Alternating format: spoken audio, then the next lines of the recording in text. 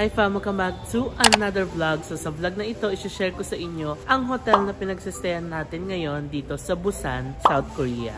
So the name of the hotel is Urban Stay Somyeon and located ito sa Somyeon fam. Ang Somyeon ay isa sa mga pinakasikat na places dito sa Busan. Maraming mga shopping district dito, cafes and restaurants, and kapag nag-search ka ng where to stay in Busan, and isa itong Somyeon sa mga lalabas na magandang pagstayan dito sa Busan. So pakita ko sa inyo yung hotel, bigyan ko kayo ng very quick hotel and room tour para naman magka-idea kayo, no, if you're also planning a trip to Busan, alam nyo na kung saan kayo pwedeng magstay.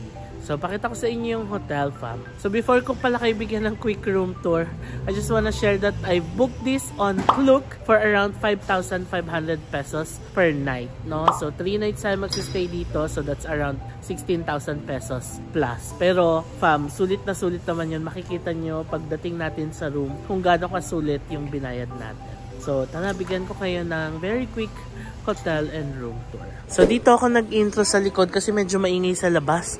May mga pinuputol silang mga puno doon. So this is our hotel, Urban Stay, the Central, and tignan nyo, ang laki ng building natin, oh.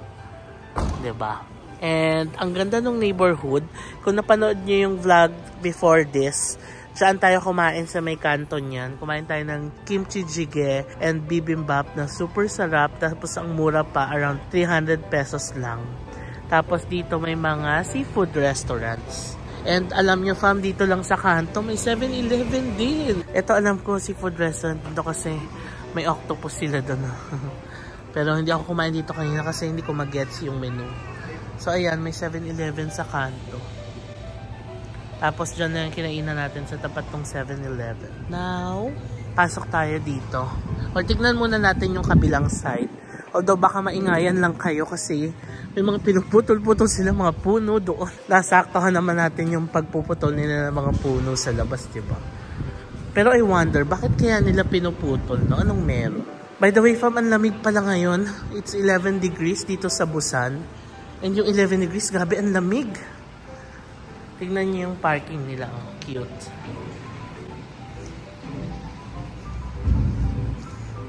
Pasok tayo. O pool, sorry.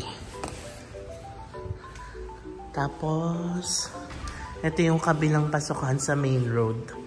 By the way, sa main road, meron tayong E-Mart dito. O diba, isang baba mo lang, convenience store na agad. Pakita ko sa inyo yung labas. Yan yung mga pinuputol na puno. Ang ingay niyan kanina, kaya hindi ako makapag-intro. So, ito yung labas ng Somyeon area. And alam nyo, ayan o, may underground shopping center. Somyeon Underground Shopping Center. Explore natin yun mamaya. Ayan yung mga pinuputol nilang puno. Ba't kaya sila nagpuputol, no? Ayan sila. Tapos, dito lang yung Somyeon Station fam. Ayan. Somyeon Station na yan. Pwede kayo sumakay dyan ng tren papunta sa Busan Station agad. Diba? Tapos, ito yung pinaka main road. Yung main road para ding nasa Seoul, no? 'Di ba? Oh, yan. Okay. So tara, pasok na tayo fam, Urban Stay. Ito naman yung building sa harap. Okay, come on. Pasok tayo, pakita ko sa inyo yung room natin. Yan. By the way, itong Urban Stay pala, wala silang physical na front desk. So, mobile front desk siya, tapos self-check-in. So, once mag-book ka, i-email sa'yo yung room number mo. Ayan o, yung instruction. Urban Stay Somyeon operates check-in by non-face-to-face. All guests can check their assigned room number and entrance password by KakaoTalk. Foreign guests who don't have local phone number can check through email or message the platform that you booked. So, ayan. Sa atin, na-receive natin via email. Nilagay doon kung anong floor, anong room number, tapos kung ano yung passcode sa room. So, tala, akyat tayo. Ayan, pag nag-green, pwede ka nang pumasok. So, ready na ba kayo makita ang ating room?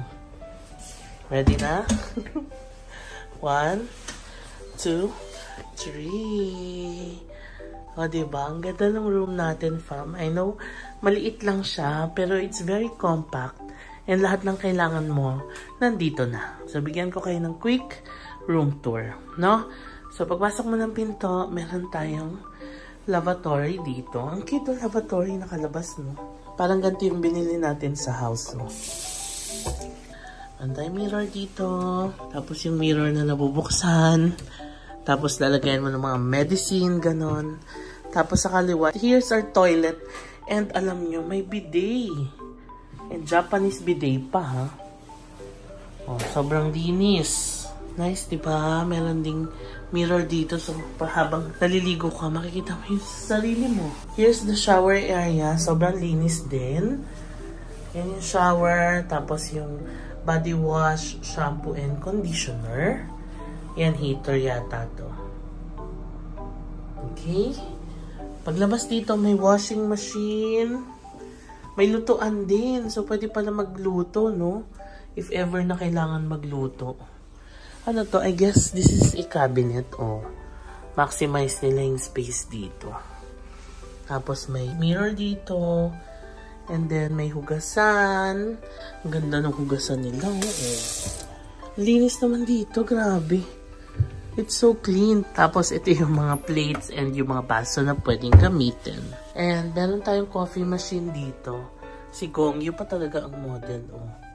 Iinumin natin yan dahil si Gongyu ang model. Char, microwave. Kompleto, no? How nice. Tapos, this is the ref. Ang laki ng ref nila. Yung ref nila yung pang condo type na ano, yung nakatago, no? Tapos meron tayong free water dito na dalawa. Cute ng ref nila, no? LG. Tapos parang naka-modular na ganyan. Galing. Tapos we have a queen size bed. Tapos ito yung control ng mga ilaw. Very modern. Aircon. TV. Tapos we have a mini table and chairs. And what's best ay may view tayo ng Busan. Ayan. And alam nyo, ang linis ng bintana, ah. Wow! Hello, Busan! Hello, hello! O, diba? Ang ganda. So, ito yung view ng room from here. Ganda, no? So again, nabuko ito, fam, sa Klook for around 5,500 pesos. Ang name ng hotel ay Urban Stay Somyeon. And kung gusto nyo rin mag-book dito, I'm going to put the link in the description box below. And kung ibubook nyo siya, pwede nyo gamitin ang code ko na JM Bankisyo para makakuha kayo ng 5% discount. Yung Klook, hindi lang yan para sa mga hotels, ha. So kung mag-book din kayo ng mga activities dito sa Busan, pwede nyo pa rin gamitin yung Klook code ko na JM Bankisyo para makakuha din kayo ng discounts. So that's it for this vlog. Hiniwalay ko talaga tong vlog na to na hotel and room tour or where to stay in Busan para sa mga fam na gusto lang makakita ng vlog na dedicated para sa hotel na pwedeng pagstayan dito sa Busan. I love the hotel. Unang kita ko pa lang nagustuhan ko na siya. Actually, nung nakita ko pa lang siya sa Klook app, na-in-love na ako kasi ang laki ng window tapos may view tayo ng Busan. Kahit na 5,500 pesos siya per night, I feel na sulit na siya. Lalo na kung dalawa kayo, tag 2 plus lang kayo per night. Di ba okay na? So yun, kung naghahanap din kayo ng hotel, pwede nyo i-consider itong Somyeon area, Urban Stay Somyeon. So yun, fam, maraming salamat sa panonood and abangan nyo pa yung mga vlogs na gagawin natin dito sa Busan. Thanks for watching. Bye!